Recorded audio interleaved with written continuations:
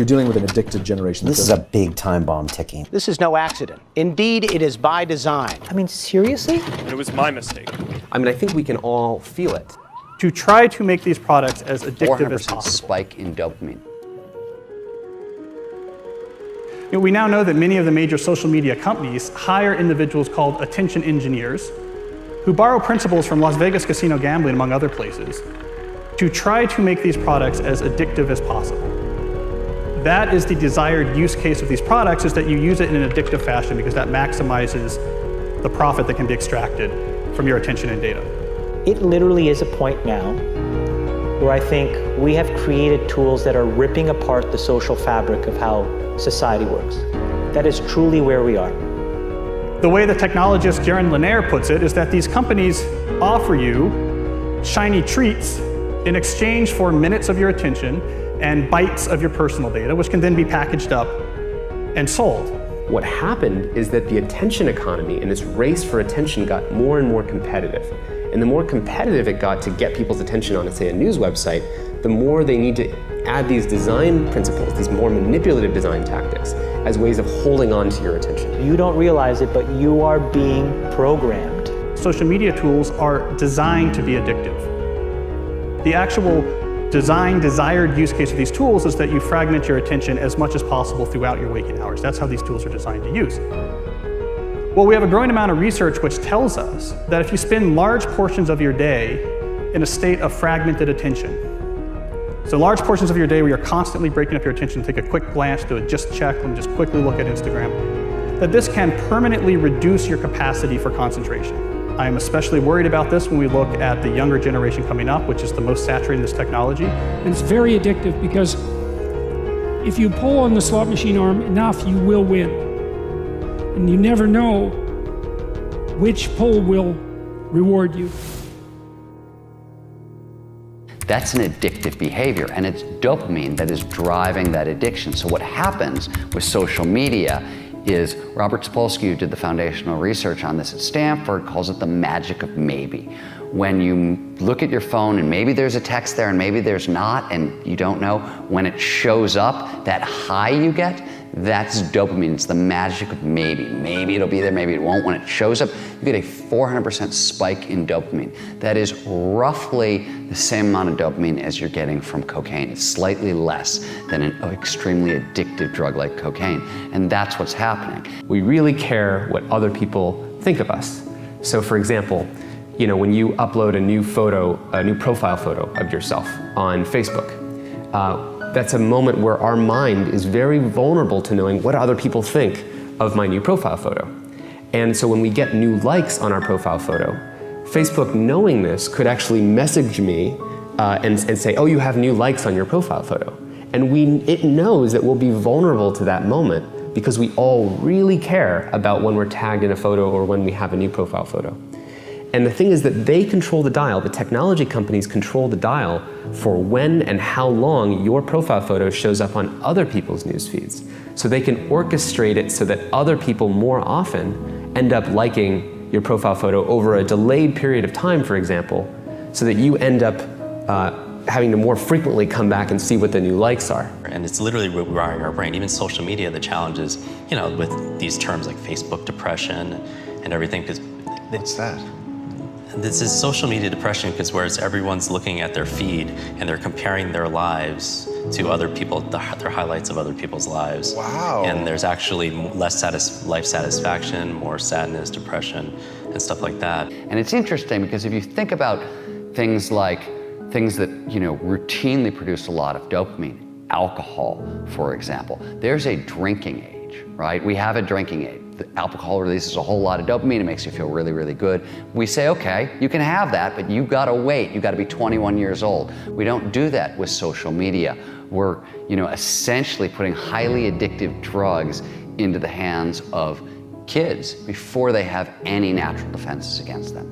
And what you're seeing with internet addiction, with social media addiction, it's the same thing over and over. It's people trying to change their state of consciousness with a device, trying to get at the underlying neurochemical chemistry, and it's very, very addictive. And so I would say the problem with the gadgets, and they're amazing things, is that they interfere with they proximately interfere with medium to long-term goals, I would say. And so I think the first thing you have to do to bring them under control is figure out what it is that their use is interfering with. It has to be something important, right? So you think, well, I want to do something important. Well, what is that? Oh, it could be personal. Maybe you want to have a relationship, you want to get married, you want to have kids, you want to have a career that's meaningful, you want to have a life, you want to have an Abrahamic adventure and be the father of nations, let's say. Well, you can't be ratting away on your cell phone and doing that. And so I think part of it is to set your sights high and make a plan and figure out who you could be and see if obsessive utilization of smartphone fits into that vision of nobility. And it will partly because they're unbelievably powerful communication devices, but so often it's for lack of something better to do, and it also interferes. Imagine like when you take that to the extreme, where bad actors can now manipulate large swaths of people to do anything you want. It's a really, really bad state of affairs. And we compound the problem, right? We curate our lives around this perceived sense of perfection because we get rewarded in these short-term signals, hearts, likes, thumbs up, and we conflate that with value and we conflate it with truth. And instead what it really is fake, brittle popularity. That's short-term and that leaves you even more, and admit it, vacant and empty before you did it. Because then it forces you into this vicious cycle where you're like, what's the next thing I need to do now? Because I need it back. Think about that compounded by 2 billion people. And then think about how people react then to the perceptions of others.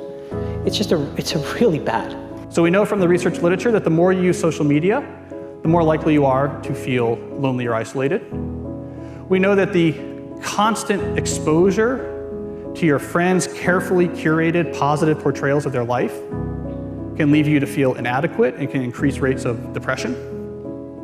And something I think we're going to be hearing more about in the near future is that there's a fundamental mismatch between the way our brains are wired and this behavior of exposing yourself to stimuli with intermittent rewards throughout all of your waking hours. So it's one thing to spend a couple hours at the slot machine in Las Vegas, but if you bring a slot machine with you and you pull that handle all day long from when you wake up to when you go to bed, we're not wired from it.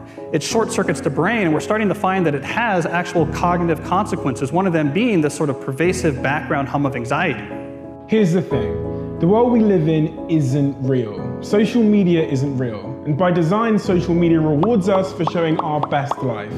The edited, posed, champagne, Michelin star, holiday, orchestrated best angle of our life, the highlight reel. But you don't ever see real life, the 99% of our lives, the behind the scenes, the unglamorous, unfiltered, day-to-day, bland normality. And you end up comparing your behind the scenes to other people's fake highlight reel and using others as a mirror or benchmark for how you should look, how successful you should be, or how you should live. These fake comparisons will only serve to make you feel inadequate and inferior to something that isn't even real.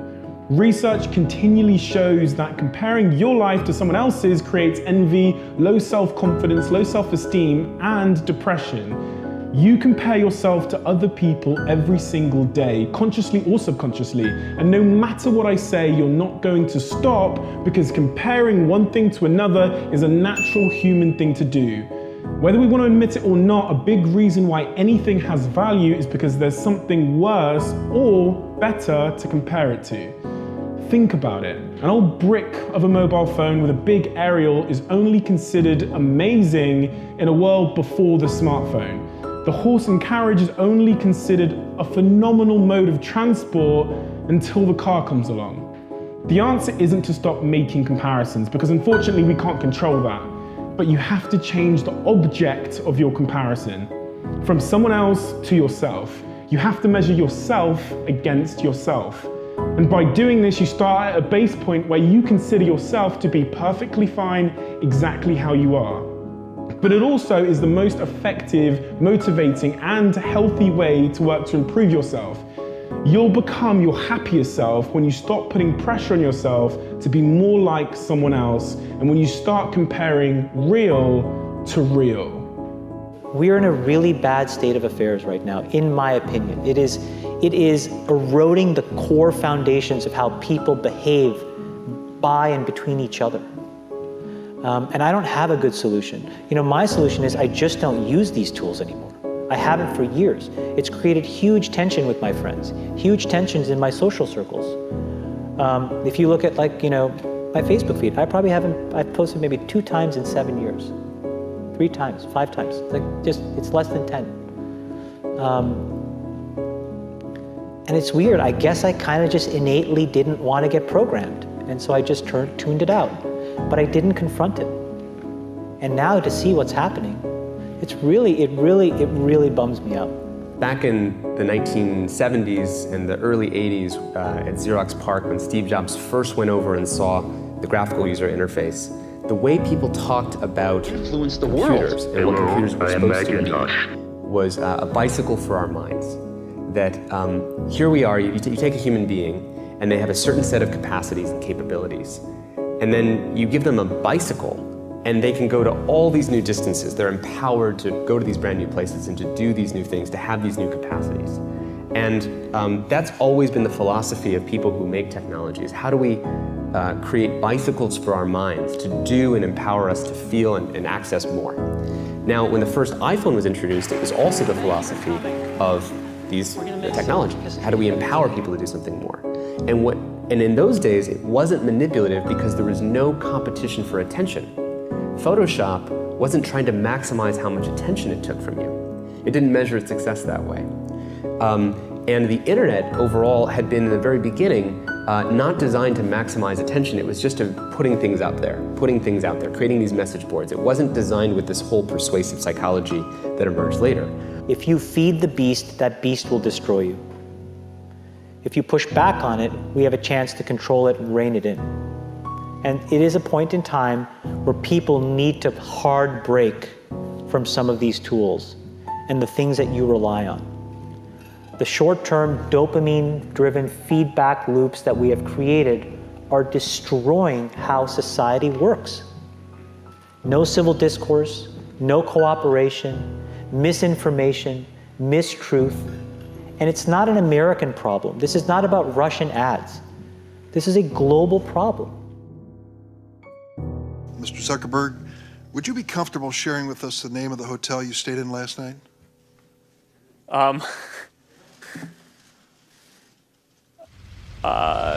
No.